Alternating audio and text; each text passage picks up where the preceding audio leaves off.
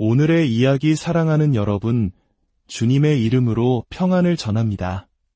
오늘 말씀을 시작하기에 앞서 잠시 여러분의 마음을 축복하고 싶습니다. 만약 오늘 이 이야기가 여러분의 마음에 작은 울림을 준다면 그 은혜를 주변 사람들과 함께 나누어 주십시오. 여러분이 눌러주시는 좋아요와 구독은 저희에게 큰 힘이 될 뿐만 아니라 하나님의 선한 말씀을 더 널리 퍼뜨리는 귀한 도구가 됩니다. 이 채널을 통해 더 많은 영혼이 위로와 희망을 얻을 수 있도록 여러분의 작은 동참이 큰 기적을 이룰 것입니다. 여러분의 삶에 늘 하나님의 축복이 함께하기를 기도합니다. 우리는 모두 더 나은 삶을 꿈꿉니다. 작년보다 더 나은 올해를, 어제보다 더 나은 오늘을 소망하며 살아갑니다.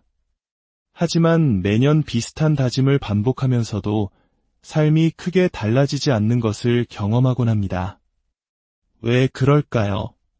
어쩌면 우리가 과거의 방식, 과거의 습관을 그대로 붙들고 있기 때문일 수 있습니다. 진정한 변화는 우리 자신을 정직하게 돌아보는 것에서부터 시작됩니다. 때로는 조금 불편하고 어색할지라도 내면의 소리에 귀 기울이고 내 삶을 무겁게 짓누르는 것이 무엇인지 깊이 성찰하는 시간이 필요합니다. 그래서 오늘 새로운 시작을 꿈꾸는 여러분 모두에게 조금은 직설적이지만 우리 영혼을 위한 가장 중요한 질문 하나를 던져보고자 합니다. 이 질문을 여러 각도에서 반복해서 드릴 테니 마음을 열고 조용히 따라와 주시길 바랍니다. 당신의 발목을 잡고 있는 것, 그러나 당신이 놓지 못하고 있는 것은 무엇입니까? 다시 한번 묻겠습니다. 당신의 전진을 가로막고 있으면서도 당신이 필사적으로 붙들고 있는 것은 무엇입니까? 솔직하게 답해보세요. 오히려 그것이 당신을 붙들고 있지는 않습니까? 당신을 사랑하는 주변 사람들이 남몰래 혹은 대놓고 당신이 제발 그것 좀 내려놓기를 바라는 바로 그것은 무엇입니까? 당신이 놓아주기를 거부하기 때문에 당신의 영혼을 무겁게 짓누르고 있는 것은 무엇입니까? 처음에는 당신의 삶을 더 낫게 만들어줄 것이라 믿었지만 시간이 지날수록 삶을 더 복잡하고 고통스럽게 만들고 있는 것은 무엇입니까? 당신이 내려놓지 않기 때문에 당신의 인생의 속도를 늦추고 있는 것은 무엇인가요? 애써 외면하며 질질 끌고 다니느라 앞으로 나아가지 못하게 만드는 그 짐은 무엇입니까? 혹시 그것은 당신이 다른 사람들에게 들킬까 봐 전전긍긍하며 숨겨야만 하는 비밀입니까? 아내에게, 남편에게, 자녀들에게, 직장 동료들에게 알려지면 너무나도 부끄러워질 것 같은 그 무언가를 여전히 끌어안고 있지는 않습니까? 아마 주변 사람들은 이미 무언가 잘못되었다는 것을 눈치챘을지도 모릅니다. 당신에게 조심스럽게 물어봤을 수도 있죠. 하지만 당신은 아무것도 아니야라며 애써 외면하고 그 무거운 짐을 진 채 살아가기 위해 불필요한 에너지를 쏟아붓고 있을 뿐입니다. 마지막으로 이렇게 묻고 싶습니다. 당신을 어리석은 원숭이로 만들고 있는 그것은 무엇입니까? 이것은 실제로 원숭이를 잡는 방법과 관련이 있습니다. 아마 들어보신 분도 계실 겁니다. 사냥꾼들은 코코넛 열매의 속을 파내고 그 안에 원숭이가 좋아하는 바나나를 넣어 나무에 묶어둡니다. 원숭이는 코코넛 안으로 손을 뻗어 바나나를 꽉 움켜쥡니다. 하지만 바나나를 쥔 주먹은 코코넛 입구보다 커서 빠져나오지 못합니다. 사냥꾼이 다가와도 원숭이는 손에 쥔 바나나를 절대 놓지 않습니다. 결국 원숭이는 사냥꾼에게 잡히고 맙니다. 사실 사냥꾼이 원숭이를 잡은 것이 아닙니다. 원숭이가 자기 자신을 덫에 가둔 것입니다. 바나나를 놓아버리기만 하면 자유롭게 도망칠 수 있는데도 그 작은 욕심을 포기하지 못해 스스로를 구속한 것이죠. 오늘 우리가 나눠야 할 메시지의 핵심은 바로 이것입니다. 만약 당신이 오늘 말씀을 끝까지 듣지 못하더라도 이것 하나만은 꼭 기억하십시오. 바나나를 놓고 자유롭게 달려가십시오. 우리 다 함께 따라 해볼까요? 바나나를 놓고 자유롭게 달려가십시오. 그렇습니다. 이토록 간단한 진리입니다. 만약 당신이 아직 예수님을 믿지 않는 분이라면 이 메시지는 당신의 삶을 위한 실용적인 조언이 될 수 있습니다. 당신의 발목을 잡는 것이 무엇인지 찾아내십시오. 그것이 당신의 가정에, 재정에, 건강에 어떤 대가를 치르게 하고 있는지 깨달으십시오. 그리고 그것을 내려놓고 떠나십시오. 당신의 삶은 당신의 것입니다. 저는 당신의 삶을 이래라 저래라 할 권리가 없습니다. 하지만 한 가지는 분명히 말씀드리고 싶습니다.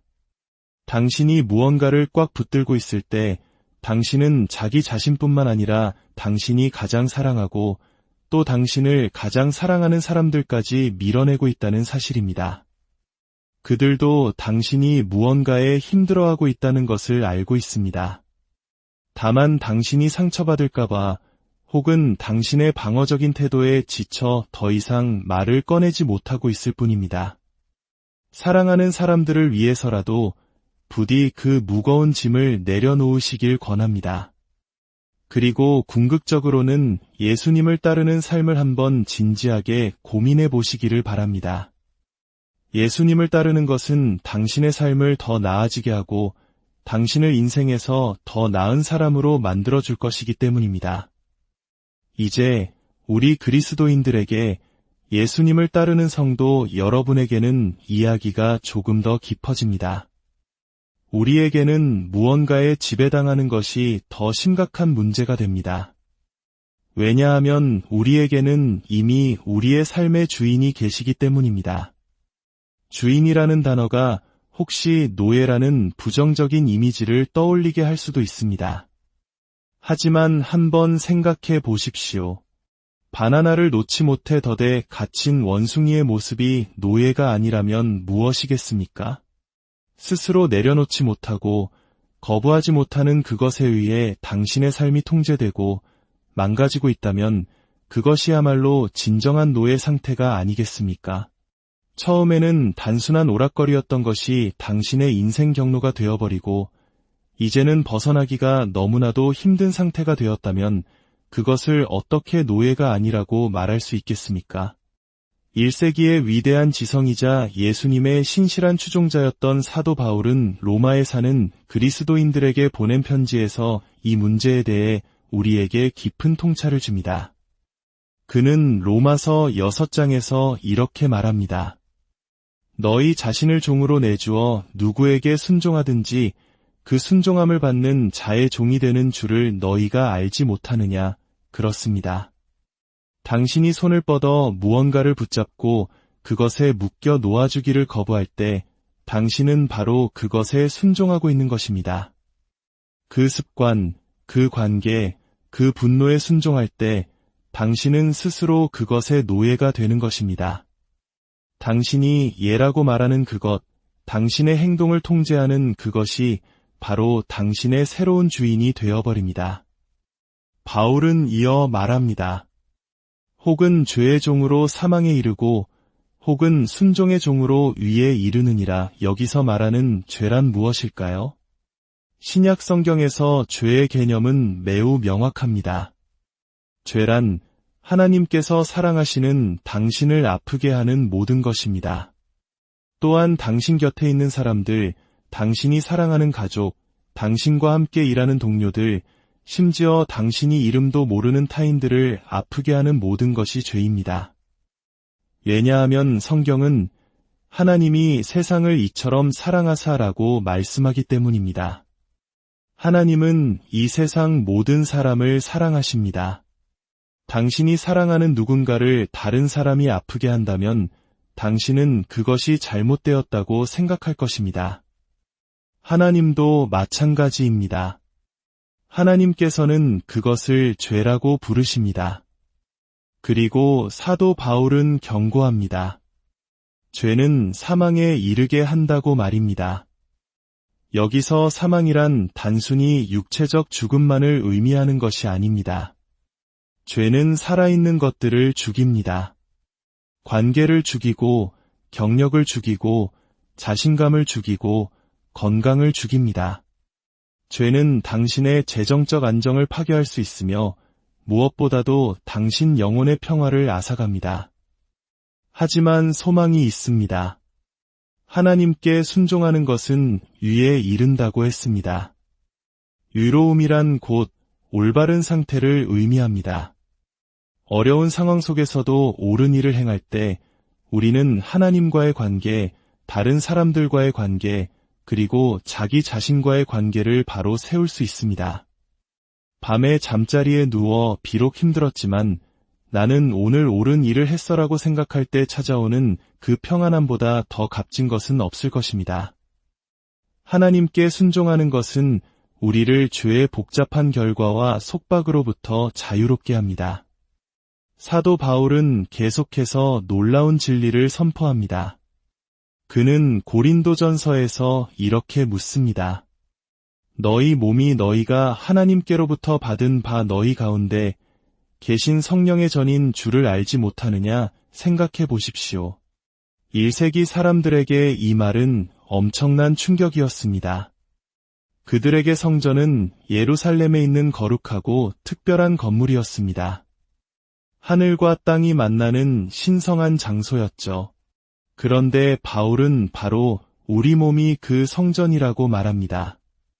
하나님께서 이제는 돌로 지은 건물에 거하시는 것이 아니라 예수를 믿는 우리 각 사람 안에 거하신다는 혁명적인 선언이었습니다.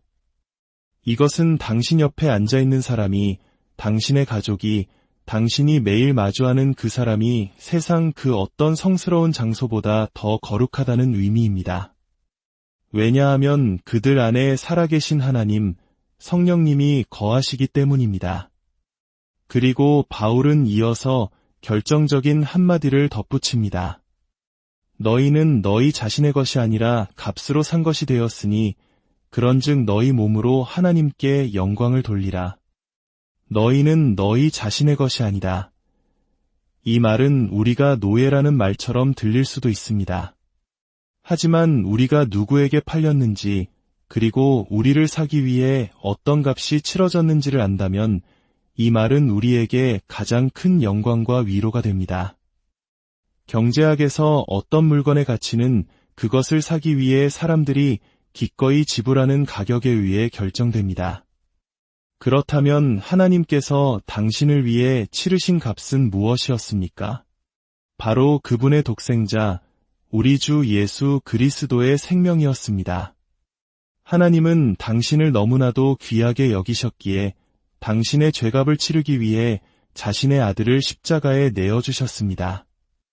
이것이 바로 당신의 가치입니다. 이 세상 그 무엇과도 비교할 수 없는 존귀한 가치입니다. 이제 다시 생각해 봅시다. 당신이 그토록 놓지 못하고 있는 그 바나나가 당신을 위해 무엇을 희생했습니까? 당신이 집착하는 그 습관이, 그 관계가, 그 분노가 당신을 위해 어떤 값을 치렀습니까? 아무것도 없습니다. 오히려 그것은 당신에게서 많은 것을 빼앗아갈 뿐입니다. 그런데 왜 우리는 우리를 위해 모든 것을 내어주신 주님 대신 우리를 파괴하는 그것을 주인으로 섬기려 합니까? 사랑하는 여러분, 우리는 우리 자신의 것이 아닙니다. 우리는 예수 그리스도의 피값으로 사신받은 하나님께 속한 존귀한 자녀들입니다. 그러므로 우리는 우리의 몸으로 우리의 삶 전체로 하나님께 영광을 돌려야 합니다. 하나님이 존귀하게 여기시는 것들을 우리도 존귀하게 여기는 것, 그것이 바로 하나님께 영광을 돌리는 삶입니다. 당신을 무너뜨리고 당신 주변 사람들에게 상처를 주는 그것을 붙들고 있는 것은 하나님께 영광이 되지 않습니다. 이제 그것을 내려놓을 때입니다. 당신의 분노입니까? 우리 집안은 대대로 성격이 급해요 라는 핑계 뒤에 숨어 가장 사랑하는 사람들에게 상처를 주고 있지는 않습니까? 이제 그 분노의 사슬을 끊어낼 때입니다. 나쁜 습관입니까? 단순한 재미로 시작했던 것이 이제 당신의 삶을 지배하는 주인이 되어버렸습니까? 더 이상 그것의 노예로 살지 마십시오. 혹은 당신을 나쁜 길로 이끄는 친구나 관계입니까? 당신을 사랑하는 사람들이 그 관계에 대해 걱정할 때 당신은 그들을 비난하며 스스로를 방어하지는 않았습니까?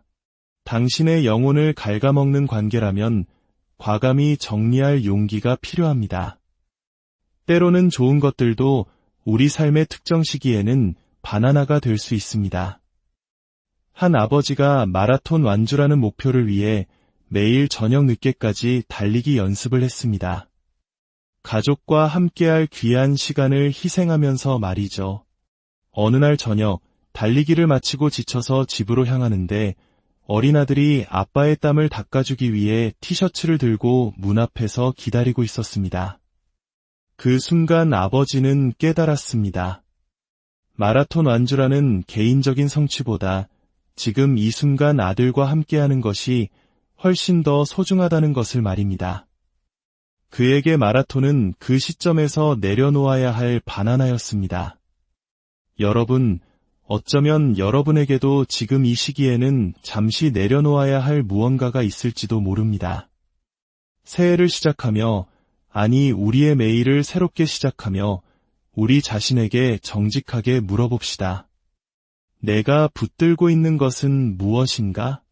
그리고 그것이 진정 나를 위한 것인가? 만약 무엇을 내려놓아야 할지 잘 모르겠다면 당신을 가장 잘 알고 사랑하는 사람에게 용기를 내어 물어보십시오. 내가 혹시 우리 관계를 힘들게 하거나 내 자신을 방해하는 무언가를 붙들고 있는 게 있을까? 그리고 무엇보다도 우리의 주인이신 하나님께 나아가십시오. 그분은 우리가 여전히 죄인이었을 때, 우리가 여전히 어리석은 바나나를 꽉 쥐고 있었을 때 우리를 위해 자신의 아들을 내어주셨습니다. 그 크신 사랑 앞에 우리의 모든 짐을 내려놓읍시다. 당신을 뒤에서 잡아끄는 것들을 놓아버리고 당신을 영원한 생명으로 이끄시는 주님의 손을 붙드시길 바랍니다. 그분께서 주시는 참된 자유와 풍성한 삶을 누리시는 저와 여러분이 되기를 주님의 이름으로 간절히 축원합니다. 오늘 이 말씀을 듣는 모든 분들의 삶에 내려놓음의 용기와 주님께서 주시는 참된 평강이 가득하기를